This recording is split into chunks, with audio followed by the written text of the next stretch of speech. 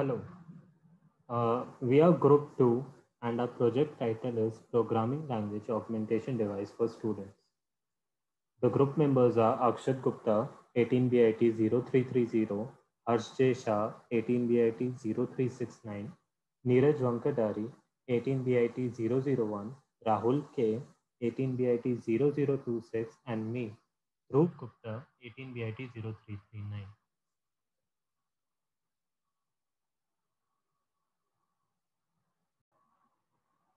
Next, we'll talk about abstract. There are so many programming languages. How do I remember everything? Every programmer has felt this at least once in their life. Our project titled Programming Language Augmentation Device is a proposed audio and visual based software project that helps in overcoming this very issue. A good programmer must be strong in the logic, algorithm, and pseudocode and shouldn't be limited by syntax. We intend the project to work using natural language processing, also known as NLP, from IBM Watson.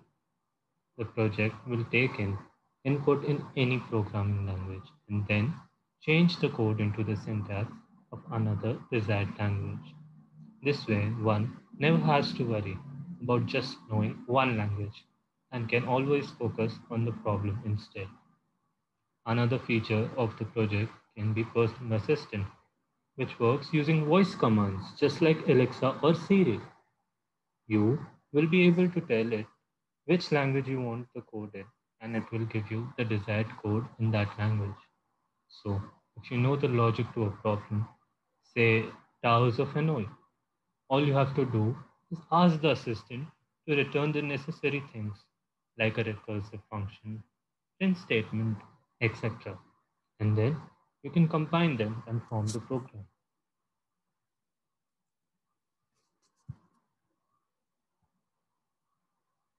For example, the user says open Python.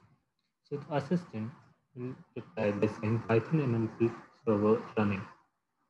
The user asks the assistant to add two numbers. The assistant will give this code, which is basically an input number, two input numbers A and B, and the function which adds both the numbers. It's that simple.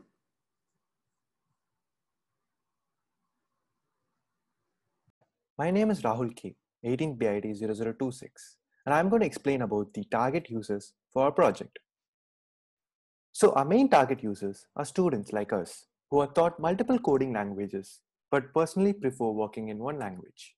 In case a student is proficient in a particular coding language, say C++, and can solve problems related to it, but while some other organization requires him to code only in Java, it might be a very hectic task to first understand Java and then solve the problem. Instead, he or she can just code in C++ and use our tool to convert the same to Java. Especially in this COVID situation, all the recruiting companies have their coding round online, and some companies only offer to code in a particular language. In this case, the student can code in his preferred language and then further convert to the required language using our software. This could also extend to the teachers or evaluators who wish to evaluate different sets of codes in their preferred language. My name is Akshat Gupta, 18BIT0330. So I am going to be explaining the workflow diagram for this project. So this project is divided into two main components. One is the voice to code and the other part is conversion of code from one language to another. So moving on to the first part, which is voice to code. What we are going to be doing is we have a website which is made using HTML, CSS and JavaScript with a Flask server for the backend. That will work synchronously with IBM Watson using API calls to either convert whatever we just said into text or to actually process it. So a user inputs something onto the website using the front end that is sent to the Flask server. The Flask server makes an API call and sends that data to IBM Watson. Now IBM Watson uses IBM speech to text to actually transcribe whatever was said into text. So this way, whenever you say add two numbers, IBM Watson will know that okay, you have said add two numbers. Once IBM Watson gets that, it sends it back to the core, and again it is sent to IBM NLP. Now that IBM already knows that okay, this person has said add two numbers, the NLP process will figure out that this is what was asked, this is the language it was given in, and now I need to return it in say Python. So all this will be processed and it will be sent back to the IBM Watson core. Now again IBM Watson will send it back to the Flask server, and the Flask server will do nothing but again return it back to the front end.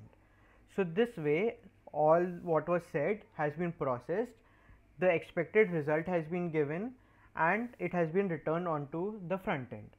We also were thinking of using the Spear Engine API, which is basically used for making compilers onto different websites, so that people can actually practice or run the code which was returned on the spot then and there. This way anyone will be able to practice whatever was returned. My name is Neeraj Vankadari and my registration number is 18BIT0001. I'll be talking about the current design and the limitations faced by the target user community with the current design. So let's start with the current design. The current design consists of some features like announcements, training, where courses are available for different coding languages, and assessments where the users can practice and gain skills. It also consists of some other features like jobs board, calendar, etc. Let's talk about the limitations faced by the target user community with the current design. There are mainly three limitations faced by the target user community with the current design. They are converting languages, voice to code templating, uploading files. We will discuss each point in brief. So let's talk about converting languages. There is no option available in the current design to convert the code into different language. Here language becomes a barrier. For example, a student knows Java programming, the logic of the question in Java, but he is unable to solve as it accepts code only in C language. The next limitation is voice to code templating. There is no option in the current design to convert voice into code. And the last limitation is uploading file. In the current design, there is no option to upload file and run the program. Good morning, ma'am. My name is Harsh J. Shah and my registration number is 18BIT0369.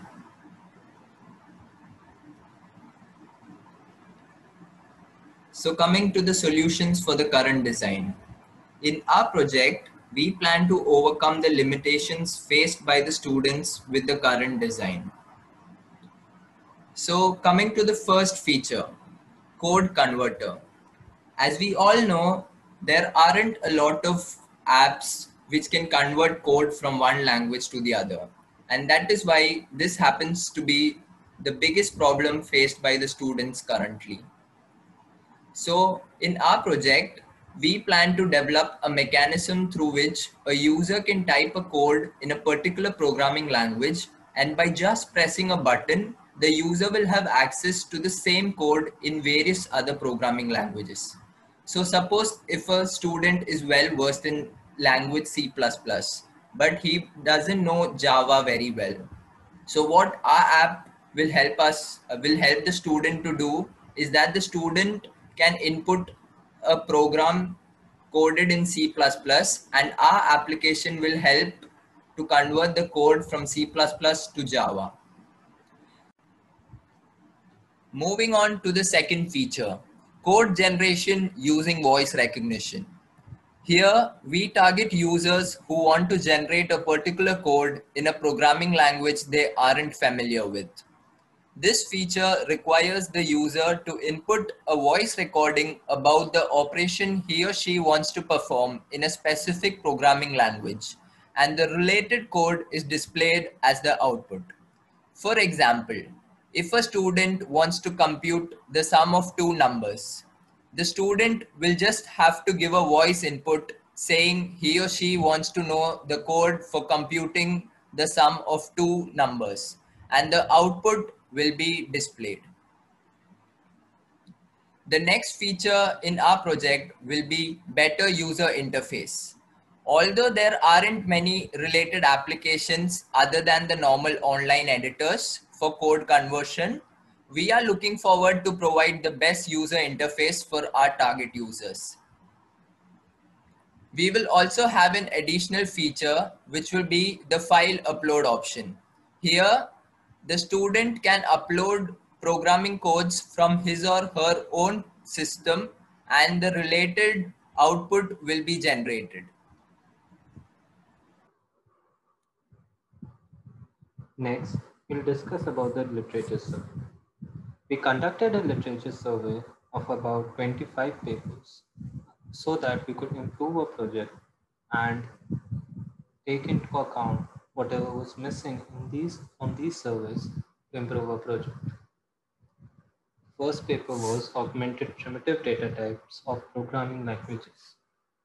The second was audible code, voice-enabled programming extension of Visual Studio Code. The next was smart Python coding through voice recognition. The fourth one was voice recognition scheme for coding console using natural language processing, a survey. The fifth was programming by voice, vocal programming, published January 2020. The sixth, a novel automated approach for software effort estimation based on data augmentation, published in 2019. Seventh was improving neural text normalization with data augmentation at character and morphological levels, published in 2019. Eighth, data augmentation method based on stochastic feature mapping for automatic speech recognition, published 2019.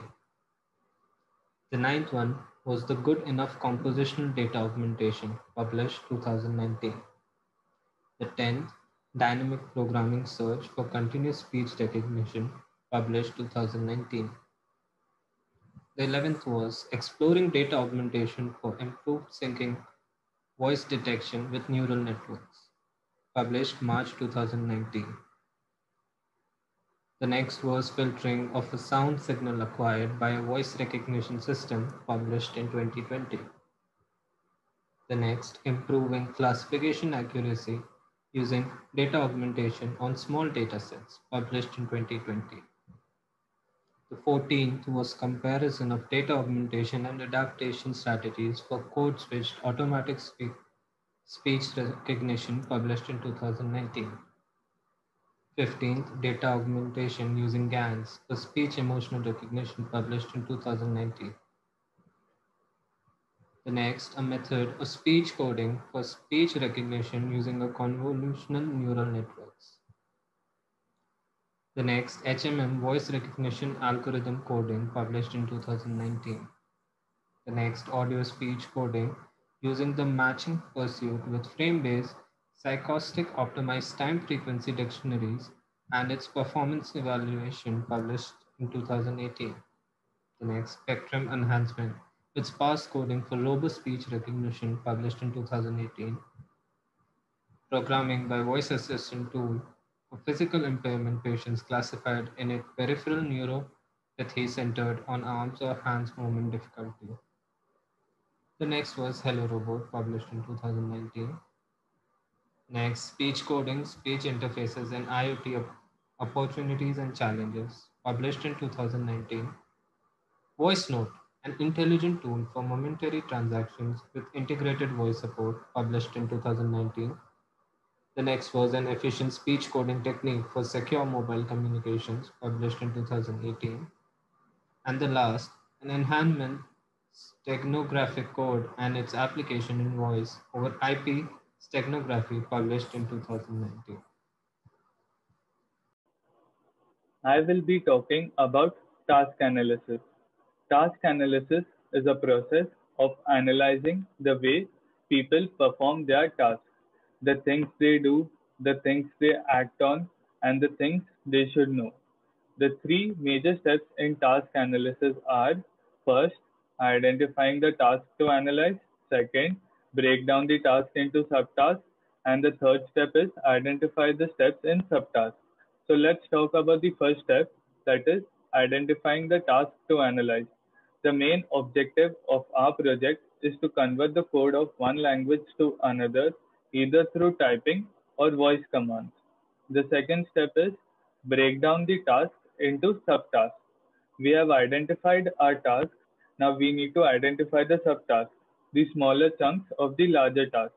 In our project, there are mainly 6 subtasks, and they are: first, run the website in suitable device; second, navigate the options in the home page; third, decide the mode of conversation, typing or voice commands; fourth, if input is typing; fifth, else if input is audio; and sixth, return to the home page to continue or exit to skip the website. Okay, so now that we have briefly seen the tasks and various subtasks, it's time to break them down into even smaller subtasks. So as we can see, if the input is typing, then the other steps are as follows. So first we'll be selecting the preferred language from the list. For that, we have to first click and scroll down the list, then select the language and start. So approach the programming problem in the selected language and complete the coding part with the right syntax. The next step is to select the target language that you want to convert from the options available in the menu. For that, you have to again click and scroll down the list and select the preferred language. Now finally, the converted code will be present in the output text box and it can be copied or refreshed from there. Next, if the input is audio, then these are the subtasks we follow. So first select the target language that we are going to convert. Next, be prepared with the logic at each step, like add two numbers, subtract two numbers, etc. Select the Speak Now button and dictate the logic. Next, the code will be present in the output text box and can be copied or refreshed. So here is the diagrammatic representation of the hierarchical task analysis. As we can see, there are various tasks and subtasks present in each level as explained previously. So moving on to the next topic, storyboarding. Storyboarding is the process of organizing your project in a sequence of hand-drawn pictures and illustrations, which give an idea about the functionality and working of the project. So here we have divided the first functionality into 3 images. The person says that he is well versed in C++, but he has no clue about Java. So we have provided a very simple user interface here where there are 3 main options: converting a language, voice to code conversion, and uploading a file. So the person can click on the option convert language, and then he will be landed to another page which looks similar to this. He will be able to choose the language in which he wants to convert the code, and then he will have to input the code, what he already has, which is the C++ code. And then he has to click the convert button, which will lead him to the next page. That is the page which displays the output in Java. Here he can copy this program, or he can refresh and repeat the process again. We have also embedded an editor through which users can input a particular code and check for its respective output. The next functionality says that the person wants to add 2 numbers in Python, but he's not sure how exactly to do it because he's totally new to the programming world. Our website provides a solution for this too. The voice to code option can be perfectly suitable for solving such a problem. The user will have to click on the voice to code conversion option, and then he will be led to another page which is represented on the image 5. Here, the user will have to provide a voice input saying open Python and add 2 numbers. The compiler will work on the input and provide an output on the next page. The next page would display the code for adding 2 numbers in Python. The user can also change a language and repeat the process. The next set of images are for the final functionality. Here, the user has a ready-made code in C++ and he wants to convert it into Python. The upload option is the best suitable option for such a task. The user here has to click on the upload option and then he will have to click on the choose option. Once he clicks on the choose option, a window will pop up asking him to choose a file from his or her PC. Once the file is selected, the user will have to click on the open button and the next page that loads will contain the initial input code, which was the C++ code, and the converted code, which is the Python output code. The user can copy this code or refresh and continue the process. Now I'll be talking about the input and output devices for our project. Coming to the input devices, we intend to use the device's microphone for the input to be taken in verbally for the voice to code templating part of the project. This will ensure that the target users, that is students, don't face any problems when requesting what they want. A student just needs to speak out whatever they want into the microphone, say I want to add two numbers in Python, and that is done automatically. You just need to speak it there. So there are many more methods you could have done this. So comparing and contrasting this, it would be smarter and more accurate to do this voice to code transcription rather than typing, because when you're typing there can be spelling mistakes, autocorrect issues or syntax errors. Coming to the second part of our project, which is code conversion. For this we intend to use the device's keyboard and mouse for the input to be taken in manually for the code conversion from one language to another. When the code will have been transcribed and or written by the user, they can manually copy paste the code onto the input field, and when a button is clicked or pressed, the code will be converted and output will be displayed. So it is very impractical to keep saying different commands like copy it, paste it, do this, do that, and hence for the code conversion part we thought it would be better if the user does this himself by copying pasting it himself. So as I've written here in the compare and contrast section, this will be a better option as compared if the input method was voice, because asking a virtual assistant to copy paste edit will be more tedious and less user friendly. Coming to the output devices, we intend to use the device's screen for the transcribed code to be displayed. The screen can be the LED display or of any laptop or computer or even mobile phones. It will be in the text format and easily be readable by the user, since it is code in the end. Comparing and contrasting, it is impractical to hear code on, as there will be a lot of brackets, semicolons, addition symbol, subtraction symbol, etc., which will be missed out if it was said.